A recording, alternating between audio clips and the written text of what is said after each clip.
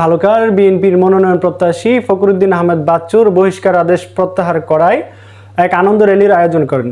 এই আনন্দ র্যালিতে উপস্থিত ছিলেন ফখরুদ্দিন আহমেদ বাচ্চু সহ ভালুকা উপজেলা বিএনপির সকল নেতৃবৃন্দ। আনন্দমুখর পরিবেশে এই আনন্দ র্যালিটি উদযাপিত হয়।